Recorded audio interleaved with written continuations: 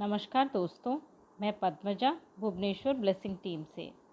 हम चर्चा कर रहे हैं तरकम सध्यान जी की किताब कर्म और पुनर्जन्म के 6ठे चैप्टर के बारे में, जो है कारण और कर्म या कॉज एंड कर्मा। हम ये जो अगम बुद्धि या एजलेस विजडम जो इसमें कहते हैं, उसमें से हम सीखते हैं कि एक कारण केवल उसके विपरीत माध्यम के वजह से ही अस्तित्व में आता है। इसके विरोध के साथ यह एक प्रभाव पैदा करता है।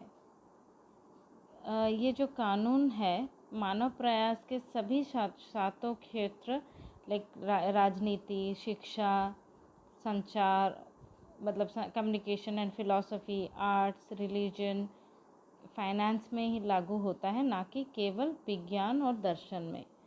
मतलब ये जो हमने अभी पैराग्राफ पढ़ा, उसका मतलब ये होता है कि जब एक जो कर्म है, कर्म का कारण हम जब भी प्रकट होता है, हमें वो कारण के वजह से वो कर्म इन फोर्स आता है। मतलब अगर मान लीजिए एक कर्म हो रहा है, किसी के अगेंस्ट वो कर्म हो रहा है, जो दूसरी पार्टी इन्वॉल्व होती है, उसके वजह से ये कर्म इन पिक्चर आ रहा है।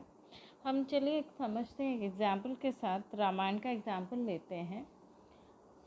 रावण को श्री राम ने मारा था, पर वो कारण क्या है? मतलब प्रभु श्री राम ने रावण को मारा क्यों?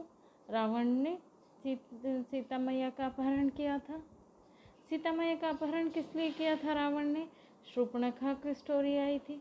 अगर हम ऐसा समझें तो देखिए, रावण का जो अस्तित्व था, इसी वजह से प्रभु श्री राम और सीता मैया का जो जन्म या अवतार आया था पृथ्वी में, उसी वजह से आया था।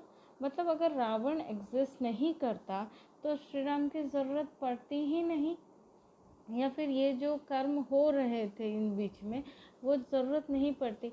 तो ऑपोजिट, जब कोई भी एक कर्म होता है जिसमें एक दो पार्टी इन्वॉल्व हो सकती है, मतलब वो इंडिविजुअल भी हो सकती है या ग्रुप भी हो सकता है, लेकिन एक कर्म जब होता है तो दो ऑपोजिट्स होते हैं।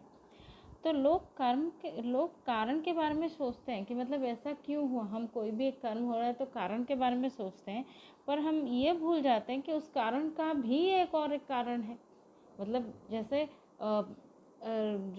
रावण का कर्म ऐसा था तो राम जी ने मारा, लेकिन उससे पहले जो उसने कर्म किए थे, या उससे पहले जो वो पृथ्वी में वो जिस तरह का वो अत्याचार कर रहा था, उसका संहार के लिए प्रभु श्री राम जी को आना पड़ा।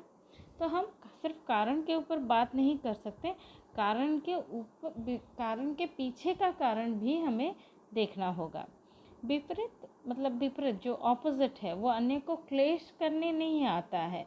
वो एक, जैसे इस तरफ से हम समझ सकते हैं एक बैटरी का जैसे पॉजिटिव और नेगेटिव दो साइड होता है, वैसा ही वो एक दो पहलू होता है, एक सकारात्मक और एक नकारात्मक।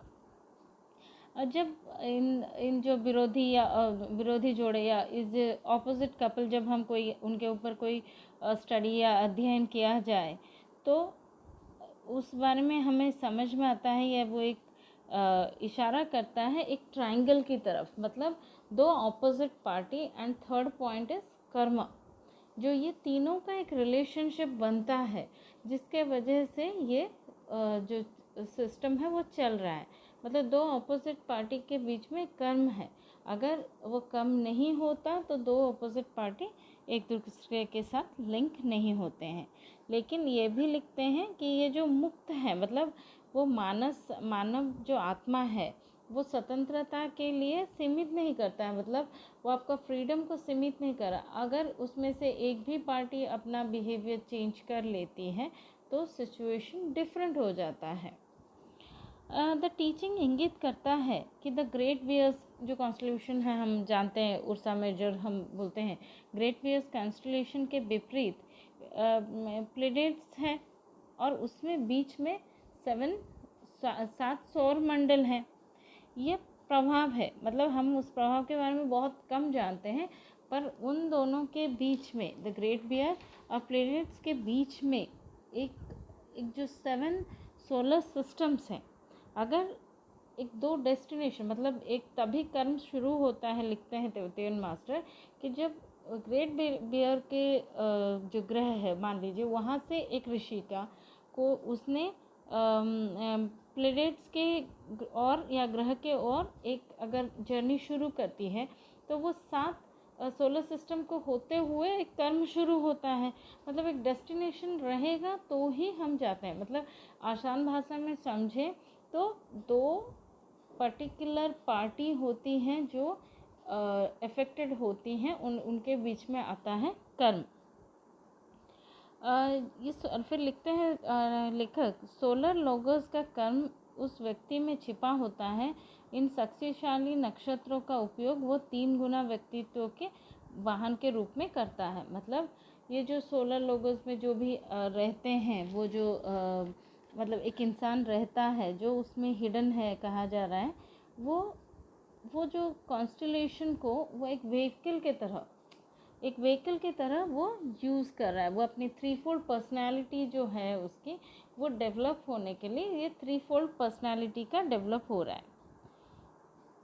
ये लेखक लिखते हैं, लोगों का कर्म इस त्रिकोण के नियम का परिणाम है। ये जो त्रिकोण जो हमने अभी बात की, 2 पार्टी एंड जो कर्म 3 का जो एक त्रिकोण बन रहा है, ये एक उस नियम का परिणाम है। मानव हम एक समान त्रिभुज है, मानव का जीवन भी एक समान त्रिभुज है। हमारे पास जो ग्रेट बियर है और सिर में 7 केंद्र हैं, मतलब हमारे हेड के साथ 7 केंद्र हैं। एंड प्लैनेट्स जो एथरिक बॉडी का केंद्र है, और उसके प्रभाव से हमारे उत्पन्न होते हैं 777 इनकारनेशन या जन्म। मतलब हमें जब एक कर्म को क्लियर करने के लिए हमारे 777 जन्म लग जाते हैं। जो 7 से 777 का जो फिगर है उसके बारे में लिखते हैं कि जो अवतार अपनी समाप्ति, मतलब 777 अवतार जो अगर हमारी समाप्ति होने के बाद में जन्म, हम एक समाप्ति होने के बाद एक व्यक्ति के पास मौका आता है एक दीक्षा, मतलब एक इनिशिएट होता है एक प्रोसेस, एक मान लीजिए एक संक्षिप्त ब्रीफ संश्लेषण की प्रक्रिया, या फिर कहा जाए तो क्या कहेंगे हम इसको, एक तरह का आप सिंथेसाइजिंग प्रोसेस बोल सकते हैं, जिसमें एक सिंथेसाइजिंग प्रोसेस के थ्रू एक वो अंतिम पीरियड में, मतलब वो एक लास्ट पीरियड में जिसमें वो एक भाग लेता है, उसी समय ही वो कर्म की जो इफ़ेक्ट है वो कम होना शुरू होती है। तब तक ये एक चलता कंटिन्यूअस प्रोसेस है। वो जब उस जो फाइनल प्रोसेस में वो आदमी को वो एंट्री होता है, तो वहाँ पे 2 पहले हॉल में उसको, वो पहला में उसने एक्सपीरियंस गैदर कर रहा है, मतलब उसके जो अनुभव है वो जमा कर रहा है, और दूसरे में ज्ञान को बुद्धिमान, मतलब नॉलेज टू विजडम वो ट्रांसफॉर्म करता है। जो नॉलेज हुआ एक्सपीरियंस के बाद, जो नॉलेज आया हमें, उसको वो विजडम में ट्रांसफॉर्म करता है। और इन दोनों चीज़ों को वो, इन दोनों के शेडो को फिर वो एनर्जी में कन्वर्ट करता है। फिर उसके अंतिम का हिस्सा उसे निर्वाण की तरफ लेके जाता है, या फिर उसको मुक्त करता है। जो पिछले जो निचले जो स्वरूप है, जो 777 जन्म में से जो निचले जो स्तर हैं, वो सब एक उसको एक कैदी की तरह जकड़ना चाहते हैं, मतलब उस कर्म के इफेक्ट से उसको बाहर निकालने नहीं देना चाहते। ये जो कैसे होता है ये 777 जन्म, इसके बारे में लेखक लिखते हैं, पंखुड़ियाँ, मान लीजिए एक कुछ पंखुड़ियाँ खुलने जैसा ही अनुभव हमें इसे कहा जा सकता है। जैसे अनफोल्डिंग ऑफ पेटल्स, जो अनफोल्डिंग होता है ये जन्म की श्रृंखला के संबंधित है। मतलब मानव आत्मा को माध्यम से होता है, अनुभव और ज्ञानों को इकट्ठे करता है। मतलब हम जानते हैं, देखिए हमारा बहुत समय जो चला जाता है, हम बेसिक चीज़ में ही हमारे जन्म का बहुत सारा हिस्सा हमारा निकल जाता है, जिसमें हम बेसिक थिंग्स ही करते रहते हैं, हमें वो जागृत अवस्था में जाते ही नहीं है कर्म के इफेक्ट के लिए। उदाहरण के लिए लेखक लिखते हैं, हमें बताया जाता है कि हमें अपने जो सबसे कम पखुड़िया जो होता है वो सक्रिय होते हैं, उसमें 700 जन्म या 700 इनकारनेशन लग जाता है। मतलब सबसे कम पखुड़ियाँ उसमें खुलते हैं। यहाँ पे जो लोएस्ट, जो निचले वाली जो पखुड़ियाँ हैं, ये इन्हीं 700 जन्म में ही खुलते हैं। ये मान लीजिए एक 40, मान लीजिए एक वाइन का जो ग्लास है होता है, उसमें जो नीचे की पखुड़ियाँ को खुलने के लिए 700 जन्म लग जाते हैं। फिर हमारे पास जो नेक्स्ट 70 जन्म जो होते हैं, वो पंखुड़ियाँ सेकेंड लेवल टायर 2 के पंखुड़ियाँ खुलते हैं। वो पंखुड़ियाँ होते हैं प्यार की पंखुड़ियाँ, मतलब लव एनर्जी के साथ वो पंखुड़ियाँ खुलती हैं। फिर फाइनल 7 जन्म ऐसे होते हैं जिसमें आपका सेवा और बलिदान का पंखुड़ियाँ खुलता है। मतलब जहाँ पे आप सैक्रिफाइस एंड मतलब सैक्रिफाइस की जो पंखुड़ी है वो खुलती है। यह तिब्बतीय मास्टर का कहना है, ये पंखुड़ियों की 2 बाहरी छल्ले उत्तेजक है। इसका मतलब होता है कि जो बाहरी पखुड़ी, जो लेयर की पंखुड़ी होती है, वो बहुत ही सेंसिटिव होती हैं।